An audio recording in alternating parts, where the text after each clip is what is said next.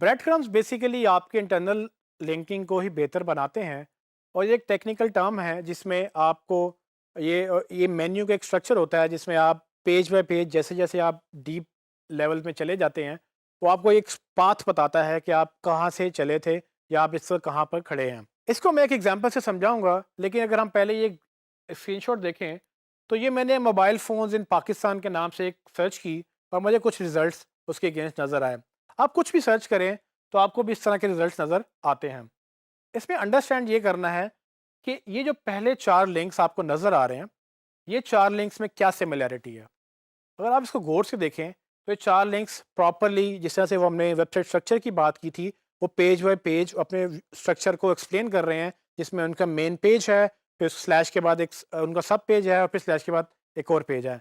तो गूगल वो आपके यूआरएल को अपने सर्च रिजल्ट में भी दिखाता है और वो कुछ इस तरह से नज़र आता है। लेकिन अंडरस्टैंड करने वाली बात ये है कि इंटरेस्टिंगली नीचे वाले जो 3 रिजल्ट्स हैं, वो पहले 4 रिजल्ट से डिफरेंट हैं। आप देखेंगे कि पहले 4 रिजल्ट्स में यूआरएल स्लैश के बाद प्रॉपर यूआरएल का जिस तरह से पूरा स्ट्रक्चर होता है उस तरह से दिखाई दे रहा है।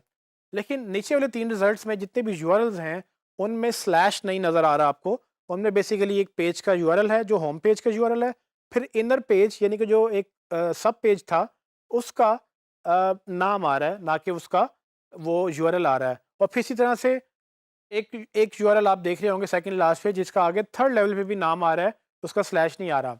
ये दोनों डिफरेंट क्यों हैं? बेसिकली ये दोनों डिफरेंट इसलिए हैं क्योंकि नीचे वाले 3 लिंक्स जो हैं उनकी वेबसाइट के ऊपर या उनके पेजेस के ऊपर ब्रेड क्रम्ब नेविगेशन इंस्टॉल्ड है। यानी कि गूगल को ये पता है कि ये पेज का पेरेंट पेज कौन है और उसका पेरेंट पेज कौन है। यानी कि वो पूरा पाथ अंडरस्टैंड कर सकता है कि ये पेज कहाँ से चला और कहाँ तक जा रहा है। तो ये हम गूगल को बता सकते हैं खुद से अपनी वेबसाइट में इंस्टॉल करने के लिए।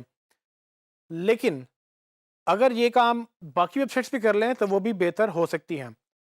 आपको मैं ये दिखाता हूँ कि जैसे कि एक रिज़ल्ट दराज़ का आ रहा था, अगर मैं उसी पेज के ऊपर क्लिक करके उसकी वेबसाइट के ऊपर जाऊँ, तो आप देखेंगे कि मेन्यू में आपको पूरा पाथ नज़र आ रहा है कि पहले आप होम पेज के नीचे मोबाइल्स का पेज है और उसके नीचे एक और पेज है। सो अल्टीमेटली आपको वो पूरा पाथ नज़र आ रहा है कि आप इस वक्त मोबाइल्स के पेज के ऊपर हैं, उसके ऊपर मोबाइल फ़ोन्स एंड टैबलेट्स का पेज है एंड देन उसके ऊपर होम पेज है। इस बात की वजह से यूज़र को ये आसानी होती है कि यूज़र ये अंडरस्टैंड कर लेता है कि हाँ भाई, मैं कहाँ पर हूँ और मैं कहाँ से ये पेज चला था और इसके पेज का पेरेंट पेज कौन है और उसका पूरा पाथ क्या है। ये चीज़ गूगल को भी हेल्प करता है वो स्ट्रक्चर अंडरस्टैंड करने में। और आप जब ये स्ट्रक्चर इंस्टॉल करते हैं, जब ये नेविगेशन लगाते हैं तो गूगल इसको अंडरस्टैंड करते हुए अपने सर्च रिजल्ट में आपको वहाँ भी हायरार्की दिखाता है कि होम पेज के नीचे मोबाइल फ़ोन एंड टैबलेट का पेज है, उसके नीचे मोबाइल्स का पेज है। ये इंपॉर्टेंट 2 रीज़न्स की वजह से है। एक तो ये कि जब आप यूआरएल देखें तो यूआरएल जब जो लंबे यूआरएल हैं वो कट रहे हैं, उसमें प्रॉपर वर्ड्स नहीं है, उसमें डॉट डॉट लगा के गूगल उनको ट्रंकेट कर देता है, मतलब कि वो एक्स्ट्रा लेटर्स को छोटा करने के लिए उनको काट देता है। तो पढ़ने में आपको समझ नहीं आती कि वो यूआरएल क्या है।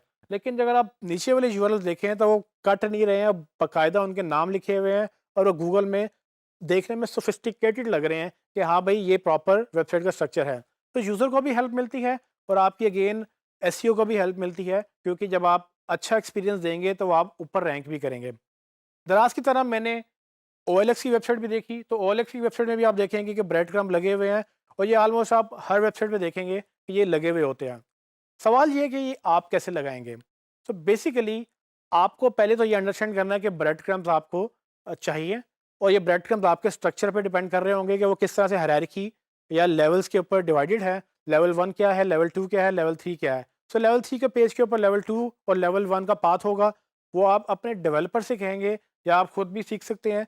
अगर आप थोड़ी बहुत एचटीएमएल अंडरस्टैंड करते हैं तो आप खुद भी लगा सकते हैं।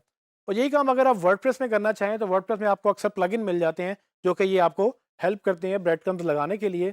लेकिन इन शॉर्ट ब्रेड क्रम्स आपको लगानी है। ये बहुत छोटी लेकिन बहुत इंपॉर्टेंट चेंज है आपकी वेबसाइट के लिए। इससे आपकी एसईओ बहुत बेहतर हो जाती है, इंटरनल लिंकिंग स्ट्रांग हो जाती है और अल्टीमेटली गूगल आपको उसका बेनिफिट देता है आपके पेजेस को प्रॉपरली गूगल सर्च रिजल्ट्स में शो करके।